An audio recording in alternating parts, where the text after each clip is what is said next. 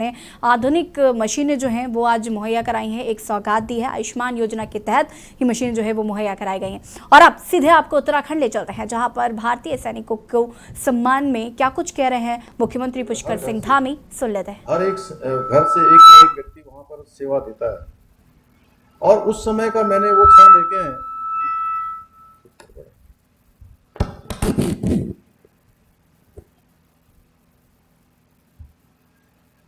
जब किसी के परिवार में कोई शहादत हो जाती है और शहादत के बाद दूर किसी सियाचिन ग्लेशियर में या कश्मीर की घाटियों में या किसी दूर की किसी पोस्ट पर ऐसी पोस्ट होती है जहां से हमारे उस सैनिक का पार्थिव शरीर आने में कभी कभी 4 दिन 5 दिन या कभी उससे भी ज्यादा दिन लग जाते हैं। हालांकि अभी बहुत ज्यादा जिस प्रकार से सुविधाएं बढ़ी हैं, जिस प्रकार से सेना जो काम करती है उसके अनुसार सरकारों ने भी जब काम करना शुरू किया है तो जो सेवाएं हमको प्राप्त होती हैं उससे 1-2 दिन का अंतर हो जाता है। लेकिन 4 दिन 5 दिन तक जब उनका पार्थिव शरीर उनके घरों तक नहीं पहुंचता है तो उस समय किस प्रकार की स्थिति होती है उस परिवार की, किस प्रकार का वहां पर वातावरण होता है, मैंने उसको नजदीक से देखा है।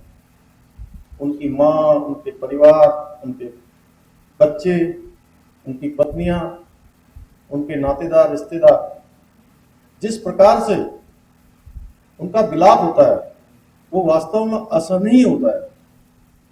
लेकिन उसके बाद भी हम सब लोग एक बात के लिए अपनी सेना पर गर्व कर सकते हैं कि आज भी हिंदुस्तान के किसी गांव का बच्चा हो, चाहे वो बहुत संपन्न माहौल में भी रहता हो, वह आज भी सेना में जाने के लिए आतुर और उत्सुक है। उसके मन में उत्साह है कि हम सेना के अंदर जाएंगे। जिनके परिवार से शहादत हो जाती है वह भी कहते हैं कि मैं अपने बेटे को भी सेना में भेज दूंगा। यह हमारी सेना का इतिहास है, वीरता का इतिहास, शौर्य का इतिहास। एक तरह से जिस प्रकार की वीरता देश की आजादी के बाद से लेकर जितने भी युद्ध हुए हैं, हर युद्धों में भारतीय सेना ने जिस अदम्य साहस और वीरता का परिचय दिया है वो हम सब लोगों के लिए गौरव की बात है। जिस प्रकार से सेना काम करती है वो किसी भी कहां का वातावरण क्या हो रहा है उसका ताजा तरीन उदाहरण अभी देखिए गलवान घाटी में हमारे सैनिकों ने जिस प्रकार से मुंहतोड़ जवाब दिया वो हमारे लिए बड़े ही गौरव की बात है। हम अगर देश के अंदर हम चैन से सोते हैं तो उसके पीछे हमारी सेना है जो 24 घंटे, चाहे सियाचिन ग्लेशियर में -डिग्री का तापमान हो, कश्मीर की घाटियां हो, चाहे कोई बॉर्डर हो, चाहे धूप हो, सर्दी हो, बरसात हो या बर्फ पड़ रही हो, लेकिन वो टस से मस नहीं होते हैं। मैं सलाम करता हूं, मैं नमन करता हूं उनको आज के इस पवित्र दिन पर। शायद तभी किसी ने ठीक कहा है, ये देश चैन से सोता है, ये देश चैन से सोता है वो पहरे पर जब होता है, वो पहरे पर जब होता है, वो आंख उठाता है दुश्मन तो अपनी जान वो खोता है।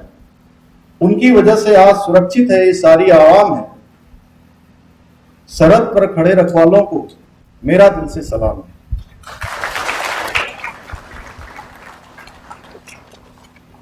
देखिए हमारे शास्त्रों में भी कहा गया है, वीर भोग्या वसुंधरा, वीर ही वसुंधरा का भोग करते हैं।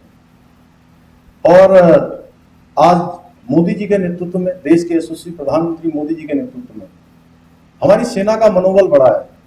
देश के अंदर पहले ऐसे प्रधानमंत्री हैं नरेंद्र मोदी जी, जो होली हो, दिवाली हो या कोई अन्य विशिष्ट दिन हो, पहले प्रधानमंत्री के रूप में उन्होंने सेना के बीच में जाकर उनको मनाने का काम किया है।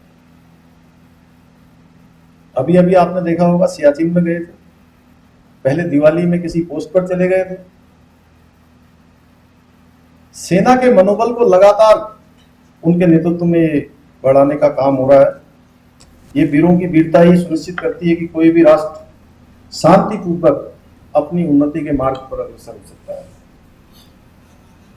एक देश का असली नायक। और यहाँ पर हमने उत्तराखंड के